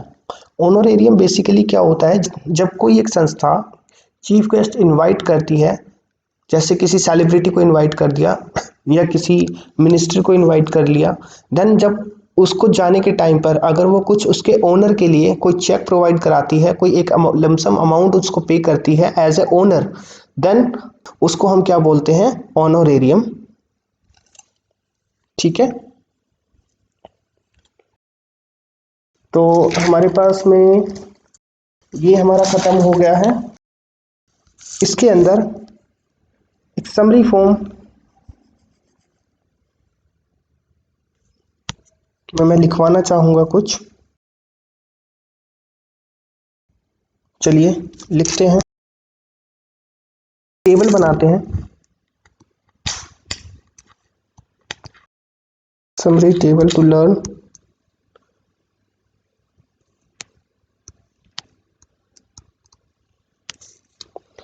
ये है R&P, receipt and payment account, ये है इनकम एंड एक्सपेंडिचर अकाउंट। ठीक है, यहाँ 4 तरह के आइटम्स लिख रहा हूँ। Number 1 capital receipt, number 2 revenue receipts, number 3 capital payments, number 4 revenue payments. ये सिर्फ और सिर्फ आपको याद कराने के लिए है।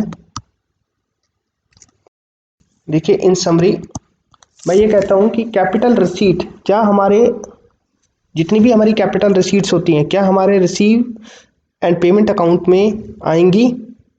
बताइए ज़रा। यस, आएंगी। क्या इनकम एंड एक्सपेंडिचर में आएंगी कैपिटल रिसीट्स? नहीं। क्यों? क्योंकि ये होता है रेवेन्यू नेचर का। यहाँ पर हम सिंपल लिख सकते हैं रेवेन्यू, यहाँ पर हम लिख सकते हैं कैपिटल प्लस रेवेन्यू। ठीक है, तो रेवेन्यू रिसीट्स इसमें आएगी, यस ऑफ कोर्स आएगी, इसमें यस आएगी। कैपिटल पेमेंट्स आएगी, इसके अंदर नहीं आएगी, और रेवेन्यू रिसीट पेमेंट्स में आएगी, इसमें भी आएगी। ठीक है, तो इसको आप याद कर लेना। नेक्स्ट हम चलते हैं नेक्स्ट पॉइंट पर। नेक्स्ट एक बार मैं आपको थोड़ा सा बता देता हूँ किसके बारे में, एक एक्रूवल अकाउंटिंग के बारे में।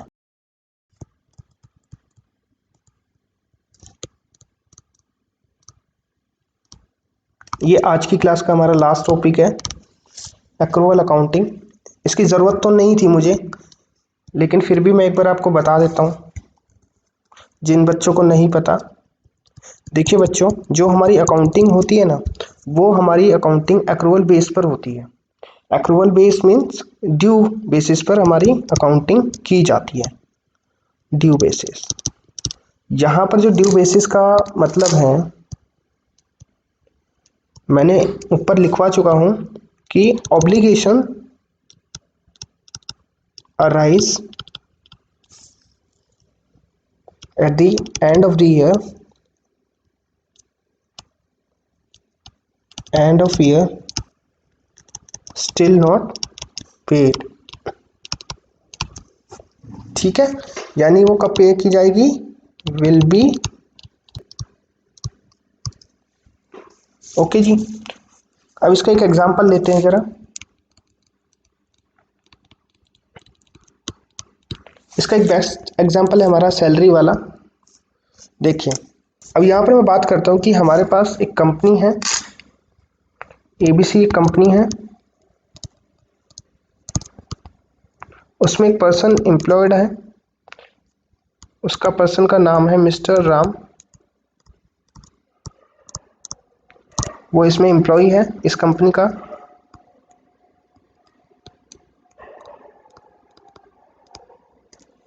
ठीक है, और जो इसकी सैलरी ड्यू होती है, इस पर्सन की सैलरी जो ड्यू होती है वो होती है first of day of next month. क्या मतलब हुआ इसका? इसका मतलब ये हुआ कि जो उसको सैलरी मिलेगी, जैसे अगर उसने जनवरी 2020 में काम किया तो जो जनवरी की सैलरी उसको मिलेगी वो फर्स्ट ऑफ फेब 2020 को उसको सैलरी मिलेगी। ऐसे ही जब वो फैब 20 पूरा महीने काम करेगा तो उसको जो सैलरी मिलेगी फैब की वो फर्स्ट ऑफ मार्च 20 को मिलेगी। एंड सुन जब वो दिसंबर 20 पर आएगा और दिसंबर 20 की जो सैलरी है उसको वो कब मिलेगी? First of Jain 2021।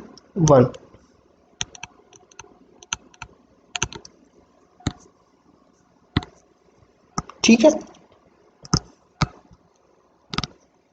यहां देखिए, यानी कि अगर मैं आपसे अब ये पूछूं कि जरा मुझे बताओ बेटा कि 2020 के अंदर सैलरी पेड इन कैश कितनी है?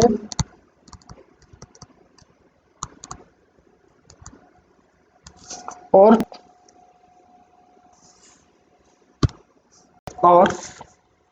टोटल सैलरी एक्सपेंस 2020 के अंदर कितना है? ठीक है, तो लेकिन जब मैंने आपसे पूछा कि सैलरी मेरी कैश में कितनी पे हुई है, तो जब आपने दिमाग लगाया तो मैंने पे कौन कौन से महीने की है? जनवरी, फरवरी, मार्च, अप्रैल, मई, जून, फिर आपने पे की जुलाई, इसी तरीके से अगस्त, सितंबर, अक्टूबर, नवंबर की सैलरी आपने दिसंबर में दी, बट दिसंबर की सैलरी आपने जनवरी में देनी है, अभी दी नहीं है। ठीक है जी, तो आपने कितने महीने की सैलरी पे कर दी? 1 2 3 4 5 6 7 8 9 10 11, यानी आपने 11 महीने की सैलरी आप ऑलरेडी पे कर चुके हो। ठीक है, लेकिन अगर मैं टोटल सैलरी की जब यहाँ पे बात करूंगा कि टोटल सैलरी का एक्सपेंस कितना हुआ फॉर द ईयर 2020 के लिए, तो वो तो आपका पूरे 12 महीने का ही हुआ। ठीक है ना, 12 महीने में कैसे कैसे 11 मंथ्स पेड और प्लस 1 मंथ आउटस्टैंडिंग।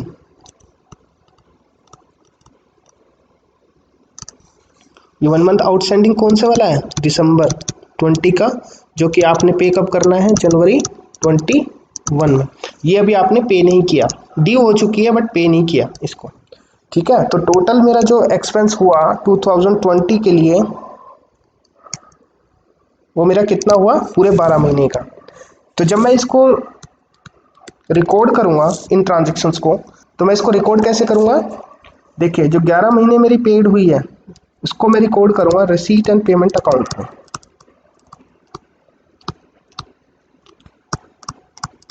ठीक है, क्योंकि रिसीट एंड पेमेंट अकाउंट ये बोलता है कि आपकी जेब से कितना पैसा गया, और आपकी जेब से कितना पैसा गया है? आपकी पॉकेट से क्या गया? भाई मेरी पॉकेट से 11 महीने की सैलरी गई, लेकिन अगर मैं बात करूं इनकम एंड एक्सपेंडिचर की, इनकम एंड एक्सपेंडिचर अकाउंट की, तो उस केस में आपने क्या करना है? ये वाली सैलरी तो इधर आएगी ही आएगी जो पेड हुई है आपकी, यानी salary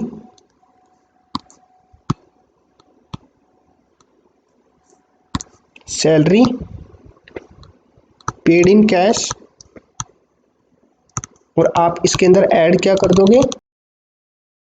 outstanding salary for 1 month. तो टोटल आपकी सैलरी कितनी आ जाएगी यहाँ पर पूरे 12 महीने की इनकम एंड एक्सपेंडिचर अकाउंट के अंदर। ठीक है बच्चा, ये आपको इस तरीके से इसमें अकाउंटिंग करें। जब इसके हम क्वेश्चंस करेंगे ना तो आपको सारी चीज़ें एकदम समझ में आ जाएगी। मैंने बहुत डिटेल में जाके आपको सारी चीज़ें एक एक करके समझा दी हैं। आई होप ये सारी चीज़ें आपको समझ में आ गई होंगी। आप घर पे रिवीजन कीजिए, मेरे हिसाब से आपको कोई दिक्कत नहीं आएगी। मैंने फुल डिटेल में जाकर आपको ये चीज़ें समझाई हैं। तो नेक्स्ट क्लास में हम कुछ क्वेश्चंस करेंगे और बैलेंस शीट डिस्कस करेंगे। उसके बाद में हम कुछ क्वेश्चन सोल्व करेंगे। ठीक है, चलिए आज के लिए इतना ही। नेक्स्ट क्लास में मिलते हैं। Keep practice.